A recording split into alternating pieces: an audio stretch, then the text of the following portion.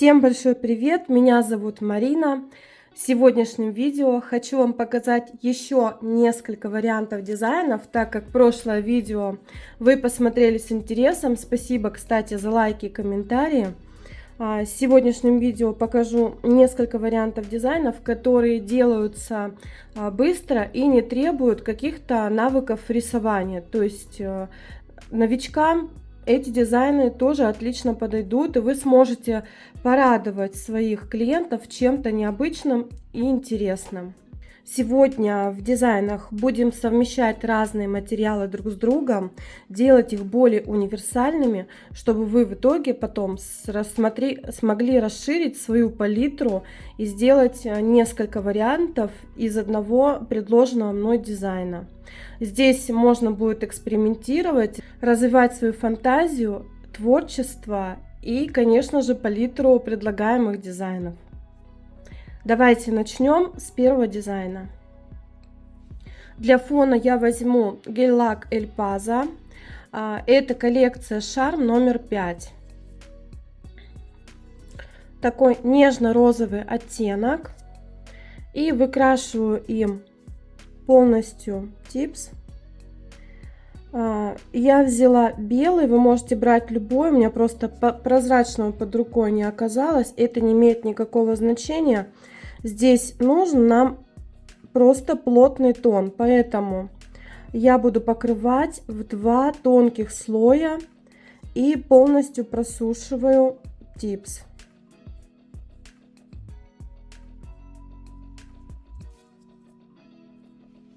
Дальше также для фона нам понадобятся любые слайдеры. Желательно, чтобы это был какой-то не слишком мелкий орнамент или вензеля, или кружева, что-нибудь в этом роде.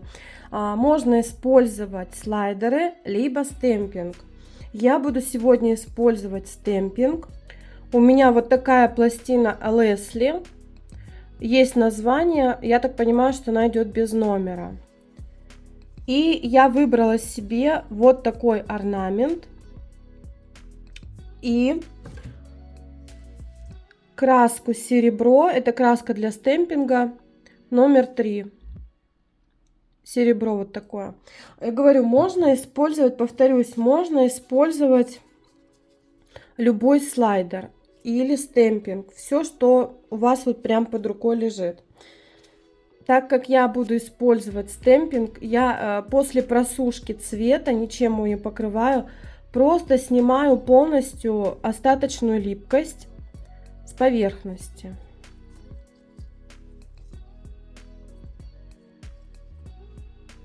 Готово. И буду переносить сейчас на весь типс полностью рисунок с пластины. Штамп у меня все тот же самый. И вместо скраперов я всегда использую карточки из магазинов, потому что они жестче. То есть она гнется, но она все равно жесткая. И она всегда лучше снимает краску с пластины. Мне больше нравится работать именно карточками. Итак, беру краску. Наношу на пластину, снимаю несколько проходок и без давления теперь прокатываю на штамп. И рисунок отлично переносится. И теперь перекатываю рисунок на типсу.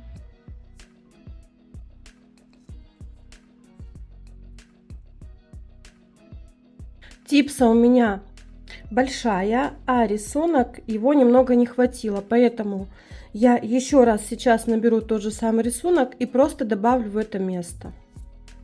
Тут самое главное попасть вот в эту строчку. Рисунок не обязательно подгонять точь-в-точь. Главное попасть к месту. Вот, я доделала, в принципе, незаметно, что там что-то где-то добавлялось. Готово. У нас у всех есть очень много разных слайдеров, и сейчас мне нужен будет какой-нибудь персонаж. То есть если мы рисуем, точнее делаем дизайн в зимней тематике, то можно взять зимний персонаж. А если весна, лето, там осень, да, то есть любого персонажа, который нам сюда понравится и подойдет. У меня есть вот такие новогодние мишки, мишки Тедди и совушки. Я долго думала, что я хочу сделать, выбирала сову, вроде как в зимней шапке тут все, но все-таки буду делать мишку. Вы можете выбирать абсолютно любого. Сейчас год дракона. К сожалению, у меня нету слайдеров дракона. Сейчас их не нашлось. Так бы я сейчас с удовольствием прилепила сюда бы дракончика. Смотрелось бы очень классно. Кстати, сразу же остановлюсь по поводу фона. Я подбирала какого-то персонажа, чтобы он подходил мне под основной тон, да, то есть тон гель-лака я выбираю сразу в зависимости от того, что я буду делать. Например, если у вас пришел клиент и вы хотите сделать какой-нибудь подобный дизайн, вы сначала выбираете картинку слайдера, какую именно вы хотите делать, да, допустим, вот у вас, не знаю, будет у вас какой-нибудь синий или фиолетовый или зеленый дракончик, допустим, ну, год дракона все-таки. Тогда фон выберите какой-нибудь, например, бледно-желтый или бледно-салатовый, светлый какой-нибудь, пастельный желтый, допустим, да, чтобы ваш персонаж всегда выглядел ярче, чем фон. У нас фон будет уходить как бы на второй план. Вот, надеюсь, что понятно объяснила. И таким образом, девочки, вы можете насоздавать себе просто кучу разных дизайнов с разными персонажами, и не только с персонажами. Сюда можно что угодно придумать. Просто мы меняем фон. Допустим, картинку вот эту вот стемпинга, меняем персонажа, и у вас получается целая большая линейка интересных, я бы даже сказала, креативных, необычных дизайнов. Что здесь еще самое важное в этом дизайне? Самое важное выбрать размер персонажа относительно ногтя, да, размера ногтя, то есть чем меньше ноготь, тем должен быть, допустим, меньше персонаж, чтобы этот персонаж у нас был по центру фона, но фон вокруг не закрывался весь этим персонажем. То есть не зря же мы делали такой красивый фон, чтобы его весь перекрыть. Поэтому персонаж у нас непосредственно посередине. Итак, я вырезаю мишку. Мишка у меня будет смотреть, допустим, вот сюда. Я его вырезаю. Для начала я его вырезаю, потом примеряю на типс. Вот, я вырезала персонажа, примеряю его на типс. И теперь примерно запоминаю, какого он у меня размера будет. Дальше возьму белый гель-лак и под этого мишку нарисую такую прямоугольную рамочку. Для удобства гель-лак я всегда выставляю себе на палитру. И так плотненько закрашиваю себе рисунок.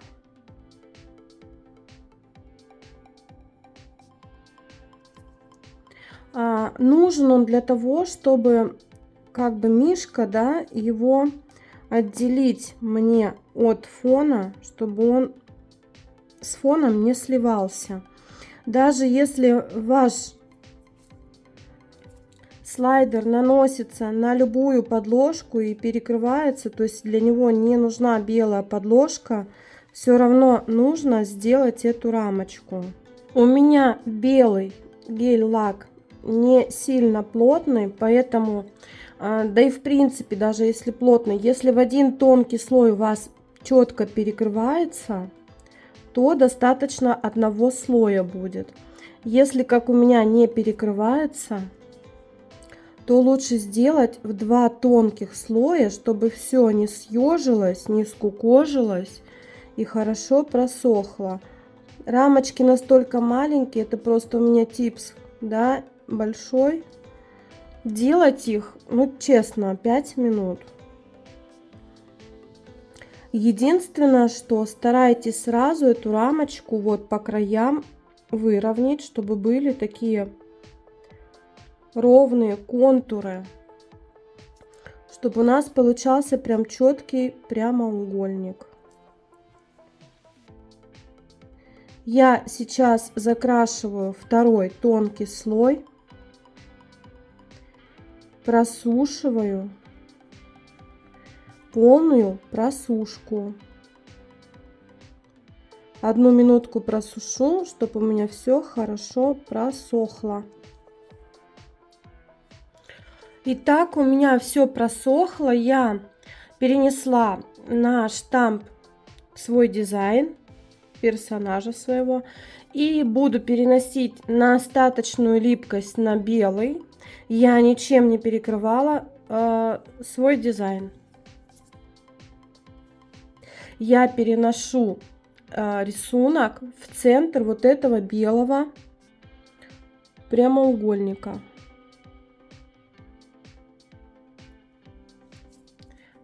Вот так вот перенесла, все проверила. Сейчас я подфиксирую его еще на остаточной липкости, этот дизайн, чтобы он дополимеризовался вместе с гель-лаком еще немного. После этого я буду перекрывать матовым топом. Берите какой-нибудь не слишком вельветовый, можно просто матовый, главное, чтобы это был не вельвет. Не берите топ, который слишком сильно, да, съест цвет и заматирует поверхность. То есть, знаете, бывают такие слишком вельветовые топы, которые прям очень сильно матируют поверхность и делают такой мутной. Нам этого сейчас не нужно, нам нужен четкий рисунок, поэтому берем сатиновые или матовые топы, которые не слишком сильно матируют поверхность. На клиенте как мы работаем, да? То есть я на данный момент на типсе просто сейчас перекрою сатином и просушу. На клиенте мы так не делаем. Сначала нужно перекрыть все тонким очень слоем базы, просушить, но уже затем наносим матовый топ. Итак, я покрыла топом сатин, значит, просушила полную просушку, да, 1 минуту. Фон у меня сразу же ушел на второй план, а персонаж как бы выделяется на первом. Выделяется он за счет вот этого белого нашего прямоугольника, да, который мы сделали под персонажа. И дальше, конечно же, чтобы еще четче смотрелся дизайн, нужно его прорисовать. Я беру всю ту же самую кисть, но сейчас я возьму другую сторону. Это тонкая синтетика, тонкая кисточка 5 миллиметров. И сюда на палитру еще внесла белую гелевую краску, такую погуще, потому что гель-лаком рисовать не подойдет. Опять же, если у вас есть только гелевая паста и она очень густая, можно в нее добавить белого гель-лака немного и таким образом сделать ее удобной консистенции для рисования. И сейчас я пройдусь по периметру типса. Здесь, девочки, ничего сложного нет, супер-пупер тонко, прям очень тонко нам не нужно. Нам нужно просто аккуратно сделать штришки, чтобы его выделить, этот дизайн, да. Я прохожусь такими стежками, знаете, как вот шьют. Вот такие штриховые стежки. Не сильно тонкие, но и не огромные, чтобы просто подчеркнуть дизайн.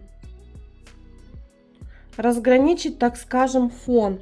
И чтобы он смотрелся, дизайн, да, немножечко поинтереснее еще. Здесь ничего сложного нет.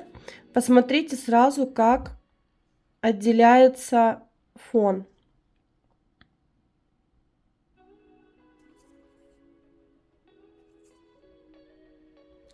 И таким образом я прохожусь по всему периметру типса и ставлю на полную просушку. Итак, я, так скажем, прошила нашего мишку по периметру. И теперь доработаем саму вот эту рамочку, выделим ее еще больше.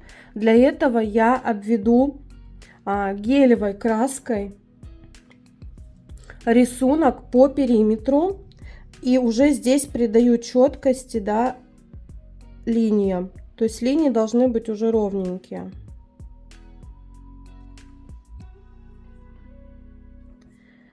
Можно их делать не слишком тонкими, потому что это рамка. Их будет видно. И дизайн выделится еще больше. То есть если прям сильно-сильно тонко прорисовать, может все слиться. А нам все-таки надо его подвыделить. И вот так аккуратно прохожусь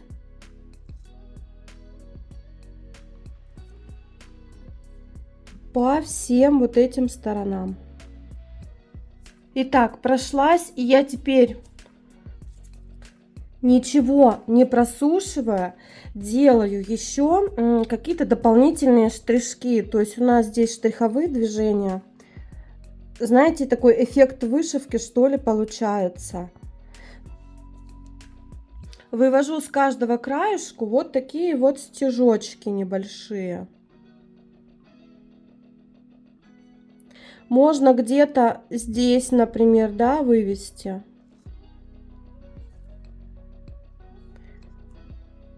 Сильно часто не чистите, хотя, в принципе-то, если вам нравится, то можно сделать и почаще.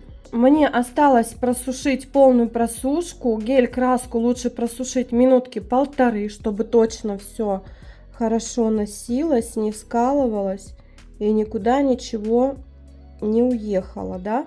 И дизайн будет готов. Итак, я просушила, дизайн готов. Посмотрите, что у нас получилось. Просто быстро совмещаем, да, материалы, которые у нас под рукой. Получаются вот такие необычные, интересные, на мой взгляд, дизайны. Смотрите, как вариант, да, светло-желтым можно сделать фон. Также серебром прорисовать либо слайдер, либо стемпинг. И на белом фоне наклеить какого-нибудь зеленого дракона. Будет тоже смотреться очень классно. Берите за идею. Эту идею можно развивать, можно всякие варианты сделать. И будет много интересных дизайнов. Давайте приступим к следующему дизайну. Для следующего дизайна мне понадобится черный фон. Можно брать любой темный, темно-зеленый, темно-фиолетовый, даже темно-бордовый. И кошки.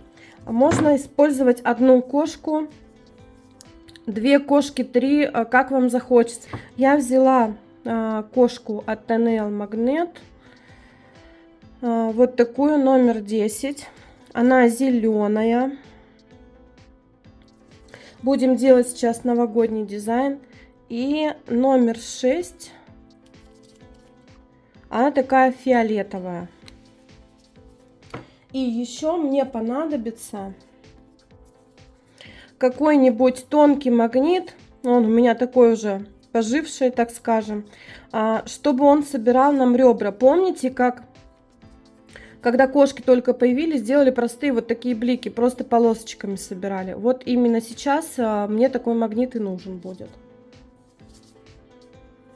И еще для этого дизайна понадобится какая-нибудь акриловая пудра. У меня эта пудра прозрачная, и в нее я намешала разного шиммера. Мелкие-мелкие блесточки, только прям не блестки, а вот лучше шиммер какой-нибудь брать. Прям очень мелкие. Чтобы красиво смотрелось, будем еще посыпать наш дизайн. То есть сегодня мы совмещаем вообще разные материалы в одном дизайне. Итак, я буду наносить, сейчас покажу вот таким образом. Мне нужно собрать блики, чтобы они были вот такими линиями. И для этого я провожу сначала в одном месте кошку и собираю как раз таки вот этот вот блик. Самый простой обычный блик.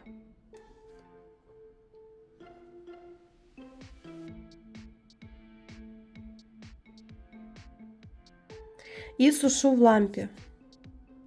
Для удобства можно кошку наносить из палитры. Теперь давайте покажу с палитры просто кистью. Я прокладываю вот сюда на заматированной поверхности. Я надеюсь, что вам видно.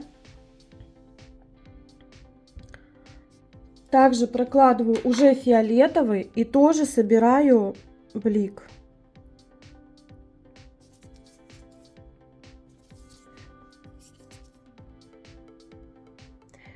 Также обычную полоску.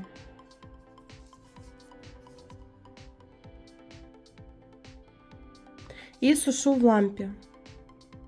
Это как бы мы сейчас делаем фон такой. Послойный. Ну вот, я добавила таких линий, вроде бы видно, на пересечении и друг с другом положила преимущественно в центре типса. Дальше доработаю аэропуффингом и все той же белой гель-краской, которая у меня была выставлена на палитре. В предыдущем видео я уже показывала, как я его использую, и по периметру наношу.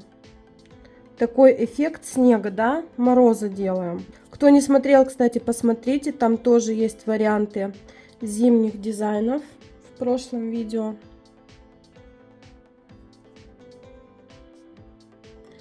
И вот так вот протыкиваю все это дело. Где-то побольше, где-то поменьше.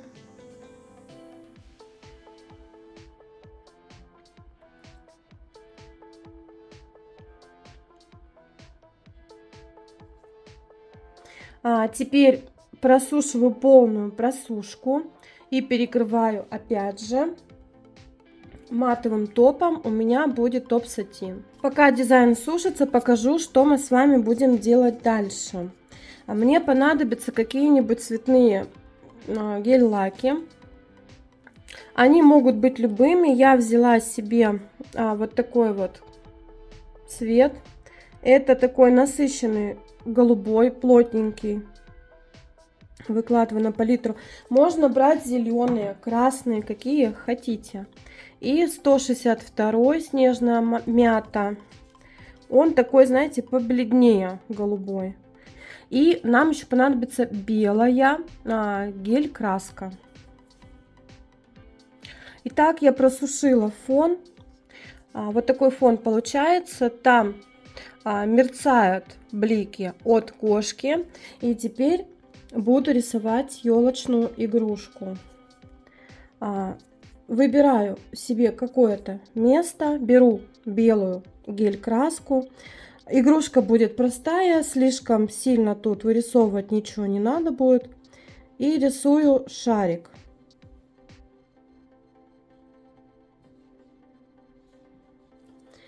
Рисую белый шарик.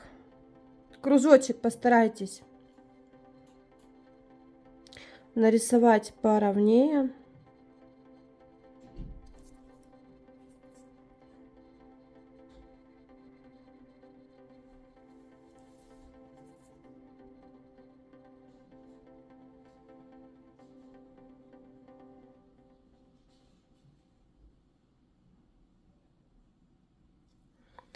Так, шарик у меня готов. А теперь я ничего не просушиваю. Я беру голубой оттенок, который у меня был потемнее, вношу в этот белый цвет. То есть мы сразу же задаем и цвет шарику, и тень, и свет, и все в одном флаконе. Быстрый такой дизайн.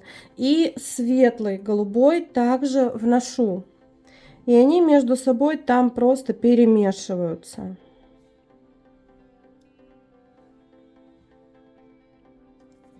Главное, чтобы ваша краска, которую вы наносите, не наносите ее, да, жирненьким таким толстеньким слоем. И теперь мне понадобится как раз таки акриловая пудра, и я ею пересыплю свой этот шарик. Хорошо пересыплю, чтобы он там пропитался у меня, да, впитал в себя пудру, блесточки. Все это стряхну и просушу в лампе 1 минуту. Просушила, стряхнула излишки и дальше буду дорабатывать свою игрушку. Обозначу серединку. Рисую сейчас бантик на игрушке. Гель-лаком голубым обозначаю серединку. Если вы не уверены, что у вас там что-то не растечется, вы можете нарисовали элемент, да, какой-нибудь, и сразу же его подфиксировать. И перед этим только не забудьте, что каждый элемент в этом дизайне нужно перекрыть, посыпать вот этой акриловой пудрой. Я пока рисую без просушки, рисую вот такие вот петельки в разные стороны. Этот дизайн можно делать на любом фоне. Цвет шарика тоже может быть любым. Можно нарисовать, в общем-то, даже и не шарик, а что-нибудь другое. Здесь уже ваш полет фантазии, да. И теперь я добавляю бантик. Дорисовываю свой бантик.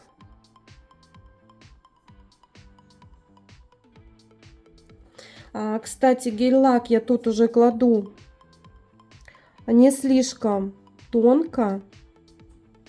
Мне нужно, чтобы он пропитался вот этой пудрой, чтобы у него был такой, знаете, ну, эффект такой шершавости, матовости. Если вы положите слишком прям очень-очень тоненько гель-лак, то изображение может показаться несколько плоским. Поэтому немножечко побольше кладем лачка. Таким толстеньким слоем. Ну, не сильно толстым, но, в общем-то, и не тонким, да. И рисую вот такой вот бантик игрушки. Продолжаю. Показываю подробно, чтобы не было вопросов. И как бы этот бантик немножечко у меня обрамляет игрушечку. Где-то могу внести потемнее цвет, чтобы пятнышками было, чтобы игрушка казалась интереснее. Вот. И теперь этот бантик я также посыпаю акриловой пудрой. Пропитываю и просушиваю в лампе. Нам осталось совсем немножечко доработать этот дизайн, и он будет готов. Просушила, смахнула лишнюю пудру, которая тут была, и доработаю. Нам нужно сейчас дизайн, так как это игрушка, да, ее куда-то подвесить, привесить, так скажем. И все это я буду делать просто. Можно усложнить какими-то элементами, допустим, какую-нибудь цепочку нарисовать. Я буду рисовать такие бусины, которые крепятся к игрушке, и будут они у меня разного цвета. Веду как-нибудь неровно, но представляете, да, елочку, гирлянда у нас там. Вот это у нас как раз-таки имитация гирлянды. Гирлянда у нас ровно не бывает, то есть она куда-то уходит. А на заднем фоне там еще будут хорошо видны блики, которые бегают от кошки.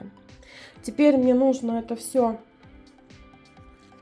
еще раз пересыпать пудрой и просушить.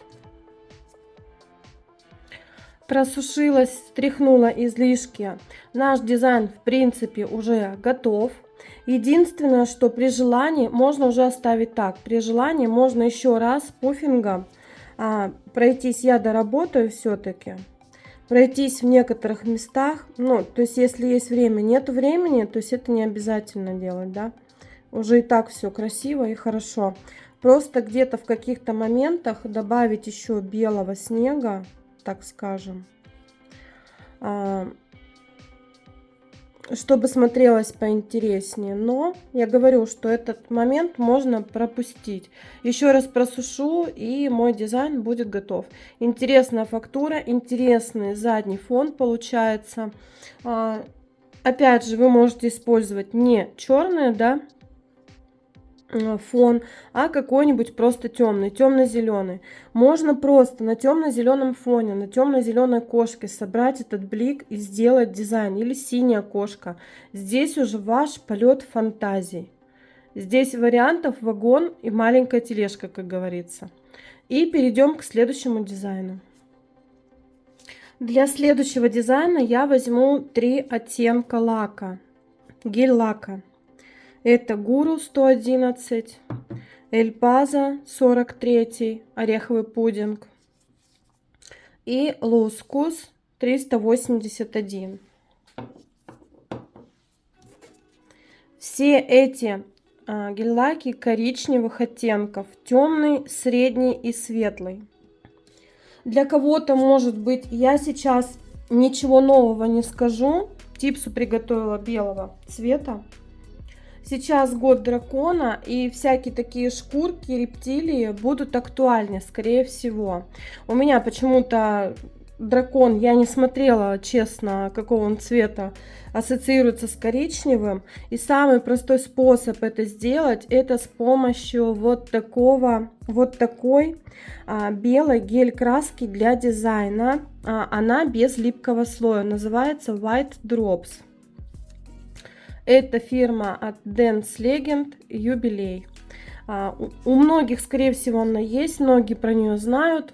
Что-то давно не видела подобных дизайнов и решила вам показать. Кому кто-то не знает и кому-то, может быть, это будет полезно и пригодится. Цвета можно использовать абсолютно любые: зеленые, охра, оранжевые. Если вы хотите что-то более натуральное, да, изобразить, если вы хотите что-то, какой-то арт-дизайн, можно брать хоть, не знаю, хоть неоновые оттенки. Эта гелевая краска, она для растекания, то есть эффект растекания с ней получается. Можно попробовать на тон нанести базу для растекания и также попробовать сделать. Я не знаю, насколько получится, я честно не пробовала. Поскольку у меня эта гель-краска есть, я буду работать именно ей и покажу вам быстрый дизайн рептилии. Здесь самое главное в этой краске нанести ее в супер тонкий растирочный прям слой. То есть одного бутылька вам хватит, я не знаю, на очень долго, потому что ее много не надо. Прям в растирку нанесете толстенько, такого эффекта не будет. Просто гель-лак утонет в этой краске и не получится красиво. В общем-то, в растирку, прям в растирку несколько раз я прохожусь. Вот прям так. Жду, пока она выровняется. Она выравнивается хорошо. Беру тонкую кисть и поочередно, тут самое главное быстро, вы уже продумываете, да, заранее, куда вы что будете вести, какого эффекта вы хотите добиться. И я начинаю, например, с самого темного, потом средний, светло-коричневый и так далее. И начинаю я делать вот такие вот движения, ставить такие какие-то капли. Где-то меньше, где-то больше. У драконов есть еще такие пятнышки, да, характерные. И здесь нужно работать несколько быстро, потому что дизайн иначе будет начинать сильно-сильно расплываться. Типса, конечно, у меня тут вообще не маленькая. И вот так в разные стороны, набирая поочередно разные цвета, ставлю, да, какими-то пятнышками. То есть это у нас так можно, кстати, и змею делать, разные эффекты. Поставлю еще где-то в промежутке капельки. И прям подожду, пока это все у меня растечется. Это так, на скорую руку. Получается, кстати, очень красивый эффект, и мне нравится. У меня не особо девочки любят рептилий, но год дракона, и как быстренько сделать какую-нибудь кожу, да, рептилии, вот, пожалуйста, вам вариант. И как только мне понравилось, как все растеклось, я просушу в лампе. Возникла у меня такая идея перекрыть топом глянцевым этот дизайн и попробовать еще втереть в тирку. А почему бы и нет? Давайте вместе посмотрим. Я честно не пробовала, мне самой интересно, что получится. В тирку хочу затереть полупрозрачную, да, чтобы, конечно же, видно было рисунок. Вот я сейчас просушу и буду втирать в тирку. Взяла вот такой пигмент хром золото и хочу втереть.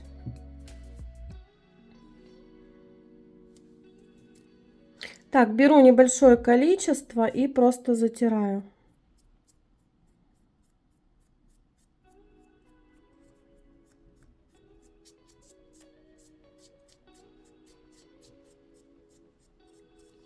Рисунок видно, втирка бегает. Но он уже не такой четкий, конечно же, да, получается. Вот, посмотрите, есть мерцание, смотрится интересно и необычно. То есть рисунок видно, но еще и бегает втирка. Я так ради эксперимента вам показала. Можно, конечно, и такой вариант использовать. Но все-таки я сейчас ее хочу стереть. Ну, понятно, да, перекроем глянцевым топом, получится вот такой эффект. Я хочу ее сейчас стереть и перекрыть топом сатин. Перекрыла топом сатин, и вот такой итог интересный у меня получается. Покажу этот вариант, выполнять я его не буду. По-моему, здесь все достаточно понятно. Просто на черный фон я сразу же отмечаю круг и заполняю его каким-нибудь хлопьями юки или какими-то жидкими блестками. То есть здесь нужен подфон, иначе стразики так плотно все равно не лягут и будет видно там черный цвет. Значит, круг я себе намечаю какими-нибудь блестяшками, потом прорисовываю легко полупрозрачным бантик, сверху белым обвожу. После этого перекрываю все глянцевым топом и на клей для страз, либо на жесткий гель, значит, выкладываю его и уже собираю композицию, выкладывая стразики, и между ними вот есть бульоночки там, да. Сюда тоже ниточку веду из стразиков и бульонок. И просушиваю, и в принципе дизайн будет готов. Здесь ничего такого сложного нет. Показывать я его не буду. В бантик при желании можно добавить несколько капель серебряной кошки или просто серебряной краски. С кошкой собрать брючок, и бантик тоже будет бегать. Итак, рассмотрели мы с вами, и я вам показала несколько вариантов дизайнов. С помощью этих вариантов вы можете поэкспериментировать, проявить фантазию и сделать намного больше разных дизайнов, да, меняя основной тон, основной фон, фигуры какие-то, да, основные персонажи, цвет и рисунок стемпинга, и таким образом легко и быстро разнообразить и пополнить свою палитру новыми, красивыми, интересными дизайнами. Пишите в комментариях, понравились ли вам эти дизайны. Если было полезно, не забудьте, пожалуйста, поставить лайк. И если не подписаны, обязательно подписывайтесь. Впереди будет еще много интересного. Если у вас возникают какие-то вопросы, обязательно пишите в комментариях. Я комментарии всегда читаю и отвечаю на все ваши вопросы. У меня есть группа в Telegram, ссылка на группу в Telegram в шапке профиля. В эту группу вы можете присылать свои работы по моим видео. Мне будет очень приятно. Также вы можете там задать вопросы, я обязательно на них отвечу. У меня на этом все. Я желаю вам хорошего настроения, полета фантазии, развития вашего творчества, побольше интересных дизайнов. Ваши клиенты 100% это оценят. Ну и, конечно, увидимся. Всем пока-пока.